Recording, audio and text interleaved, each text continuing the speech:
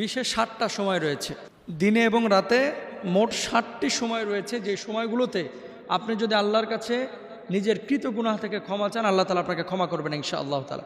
খুব ইম্পর্টেন্ট একটি বিষয়, আপনারা এটা মনোযোগ দিয়ে শুনবেন ইনশাআল্লাহ তাআলা। 1 নম্বর, প্রত্যেক ফরজ নামাজের পরে আল্লাহ সুবহানাহু ওয়া তাআলার কাছে যদি কোনো ফরিয়াদ করেন বা প্রার্থনা করেন, ক্ষমা চান, আল্লাহ তাআলা ক্ষমা করবেন।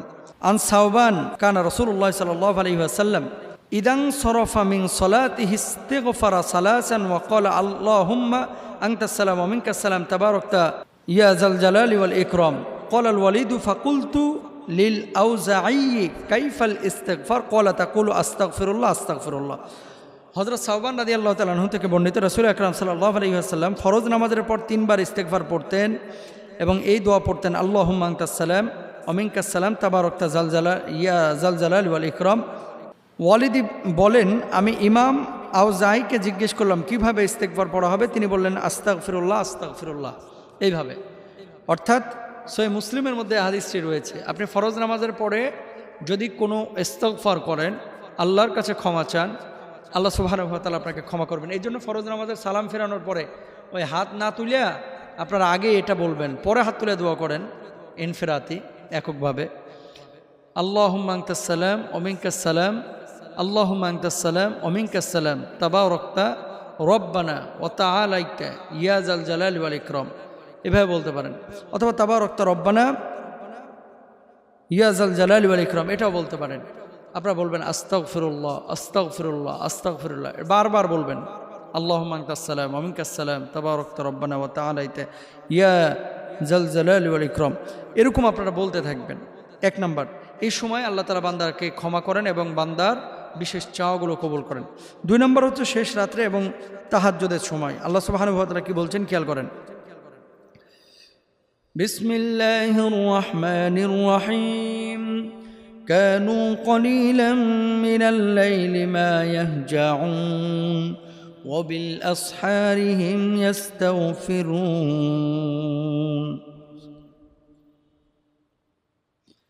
তারা রাত্রে সামান্য সময়ের জন্যই নিদ্রায় যেত এবং রাতের শেষ প্রহরে তারা ক্ষমা প্রার্থনা করত। 3 নম্বর, তাহলে 1 নম্বর গেল হচ্ছে ফরজ নামাজের পরে, 2 নম্বর হচ্ছে শেষ রাত্রে তাহাজ্জুদের সময় আল্লাহ সুবহানাহু ওয়া তাআলা একেবারে নিজ আসমানে নেমে আসেন আর বান্দাদেরকে ডাকতে থাকেন, ও বান্দা হাল মিন সাইলিন আনা মিন মুস্তাগফিরিন আলা কাদা হাত্তা মাতলাইল ফজর। বান্দা কেউ কি আছো, আমার কাছে চাও, আমি তোমার প্রয়োজন মেটাবো, আমার কাছে বলো, আমি তোমার সমস্ত গুনাহগুলো মাফ করে দেবো, আমার কাছে বলো, তোমার সমস্ত চাওয়াগুলো আমি পূর্ণ করে দেব, তোমার সমস্ত শূন্যতাগুলোকে আমি পূর্ণতা করে দেব। সুবহানাল্লাহ, আল্লাহ সুবহানাহু ওয়া তাআলা কিন্তু এটা বলেন। সুতরাং আপনি আল্লাহর কাছে ফরিয়াদ করবেন শেষ রাত্রে। 3 নম্বর হচ্ছে কোন মজলিস শেষে যখন আপনি রাসূল আকরাম সাল্লাল্লাহু আলাইহি ওয়াসাল্লাম যেভাবে শিখিয়েছেন সেভাবে দোয়া পড়ে উঠবেন, তখন আল্লাহ তাআলা আপনার চাওয়াগুলো কবুল করবেন, দোয়াগুলো কবুল করবেন। যেমন আব্দুল্লাহ ইবনে আমর ইবনে আস রাদিয়াল্লাহু তাআলা আনহু থেকে বর্ণিত, তিনি বলেন, কিছু বাক্য যা কোনো ব্যক্তি মজলিস থেকে ওঠার সময় 3 বার উচ্চারণ করলে তা তার ওই মজলিসের কাফফারা হবে। আর যদি উক্ত বাক্যগুলো কোনো উত্তম মজলিসে ও জিকিরের মজলিসে পাঠ করে, তাহলে পুস্তিকায় সিলমোহর করার মতোই তা তার জন্য স্থায়িত্ব লাভ করবে। বাক্যগুলো কি? সুবহানাকাল্লাহুম্মা ওয়া বিহামদিকা লা ইলাহা ইল্লা আনতা আস্তাগফিরুকা ওয়া আতুবু ইলাইক। যখন আপনি কোনো মজলিস থেকে উঠবেন, ওঠার সময় যখন এটা করবেন, উত্তম মজলিস হলে এটা করার পরে, এই দোয়া পড়ার পরে আল্লাহর কাছে কোনো কিছু চাইলে আল্লাহ সুবহানাহু ওয়া তাআলা মানে ক্ষমা যদি চান, তাহলে আল্লাহ তাআলা আপনাকে ক্ষমা করবেন ইনশাআল্লাহ তাআলা। 4 নম্বর, রুকু এবং সিজদায়। দেখেন আয়েশা সিদ্দিকা রাদিয়াল্লাহু তাআলা আনহার হাদিস, আন আয়েশা রাদিয়াল্লাহু তাআলা আনহা ক্বালাত কানা নবী সাল্লাল্লাহু আলাইহি ওয়াসাল্লাম ইয়াকুল ফি রুকুইহি ওয়া সুজুদিহি সুবহানাকাল্লাহুম্মা রাব্বানা ওয়া বিহামদিকা আল্লাহুম্মা ইগফিরলি।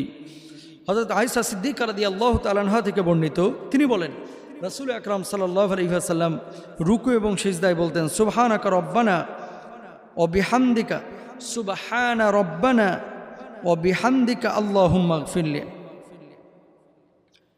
অথবা সুবহানাকাল্লাহুম্মা রব্বানা ওয়া বিহামদিকা আল্লাহুম্মা ইগফিরলি। আপনারা এই দোয়াটি পড়বেন। তারপরে দেখেন, তাহলে আল্লাহ তাআলা আপনাকে ক্ষমা করবেন। আবু হুরায়রা রাদিয়াল্লাহু তাআলা আনহু থেকে বর্ণিত, রাসূল আকরাম সাল্লাল্লাহু আলাইহি ওয়াসাল্লাম সিজদায় কি বলতেন? عن أبي هريرة رضي الله تعالى عنه أن رسول الله صلى الله عليه وسلم كان يقول في سجوده اللهم اغفر لي ذنبي كله دقة وجله وأوله وآخره وعلانيته وسره. হযরত আবু হুরায়রা রাদিয়াল্লাহু তাআলা আনহু থেকে বর্ণিত, রাসূল আকরাম সাল্লাল্লাহু আলাইহি ওয়াসাল্লাম সিজদায় বলতেন, হে আল্লাহ, আমার সকল গুনাহ মাফ করে দিন, স্বল্প এবং অধিক, প্রথম এবং শেষ, প্রকাশ্য এবং অপ্রকাশ্য।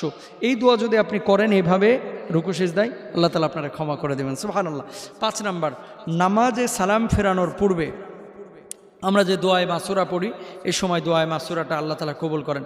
আল্লাহুম্মা গফিরলি ওয়ারহামনি, আল্লাহুম্মা গফিরলি মা তাকাদ্দামতু ওমা আখারতু ওমা আসরারতু ওমা আ'লানতু। মাসুরা কয়েকটি আছে, আপনার যেটা সুবিধা মনে হয় আপনি সেটা পড়বেন ইনশাআল্লাহ তাআলা।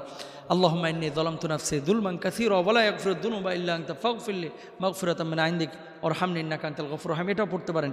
এই সময় কিন্তু আল্লাহ তাআলা বান্দাদেরকে ক্ষমা করেন। 6 নাম্বার, কেউ নতুন মুসলমান হলে এভাবে ইস্তেগফার করবেন, আল্লাহুম্মা গফিরলি ওয়ারহামনি ওয়াহদিনি ওয়ারযুকনি, যেটাকে আমরা 2 সিজদার মাঝখানে দোয়া বলে থাকি। এইভাবে দোয়াটা যদি আপনি করেন নতুন মুসলমান হওয়ার পরে, এই দোয়াটা আল্লাহ তাআলা কবুল করবেন, যারা অমুসলিম। 6 নম্বরে আর কি। 7 নম্বর, যে কোনো নেক কাজ শেষে ফাসাব্বিহ বিহামদি রাব্বিকা ওয়াস্তাগফির ইন্নাহু কানা তাওয়াবা। সূরা নাসরের মধ্যে যেটি আল্লাহ তাআলা বলেছেন, একটি ভালো কাজ করেছেন, ভালো কাজ করার পরে যখন আল্লাহর কাছে কোনো কিছু চাইবেন, আল্লাহ তাআলা আপনাকে ক্ষমা করবেন, আল্লাহ তাআলা আপনার চাওয়াটাকে পূরণ করবেন ইনশাআল্লাহ তাআলা। সুতরাং আমরা ইস্তেগফার আমরা করি, কিন্তু দিন রাতের কোন সময়গুলো, যে বিশেষ 7টা সময়, যে সময় আল্লাহর কাছে ক্ষমা চাইলে আল্লাহ খুশি হন এবং ক্ষমা করেন, এই 7টা সময় আমরা জানলাম। আল্লাহ তাআলা আমল করার তৌফিক দান করুন।